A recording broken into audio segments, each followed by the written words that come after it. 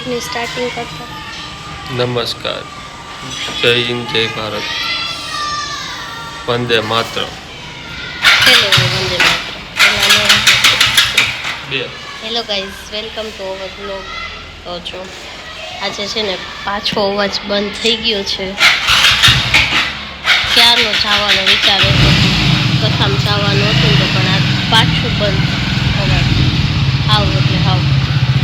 એટલે જો હવે તોય હિંમત કરીને હવે જાય છે અમે બે.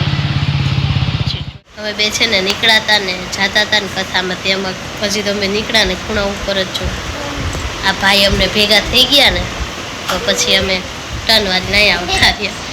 હવે જોઈશું જો બચાકરા છોકરા ઉપર કેવો અત્યાચાર કરે. શું કરે વિશુ મામા?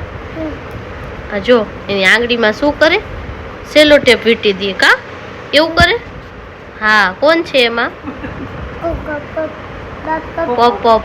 જો ખબર પડી જાય એમાં પોપ પોપ એમાં તો કહું કે ફોટો જોઈને ખબર પડી જાય. આમ હાલો ઓ વિશુભાઈ, હાલો હાલો હાલો હાલો હાલો. તો કથામાં તો ગયા નથી. હવે છે ને મેડમ જવાનું છે તો પહેલાં મેં કીધું કે મમ્મીની છે ને કેક કટ કરી લઈ, પણ જો મને શરદી છે ને મારા પપ્પાની શરદી થઈ ગઈ એટલે ઇનમીન 4 જણા છે, હું મમ્મી પપ્પા ધરું, પહેલું નથી આવ્યું એટલે બહાર જવાનું હતું ને તો 4 જણા એ તો કીધું શું મોટી કેક લઈને, એમાંય શરદી થઈ ગઈ છે 2 જણાને, તો કેક તો કોઈ હું તો એમાં કેક નથી ખાતી એટલે કીધું કે તો જો પેસ્ટ્રી લઈને આવ્યા છીએ, કટ કરી લઈને પછી જાય મેળામાં. રીમા ભાભીની રાહ જોવે છે તો ચલો જાય. Happy birthday to you, happy birthday to you mummy, happy birthday to you.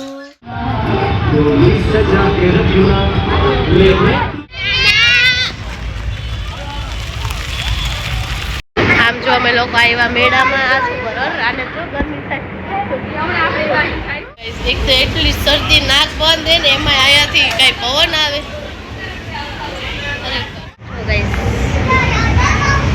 આવું છે કાશ્મીર. ક્યાંયથી કોઈ જાતનો બરફ પડતો નથી, ખાલી એમનો છે થર્મોકોલ છે. આ તો આ જો એક તો હાલે વિશું બરફ.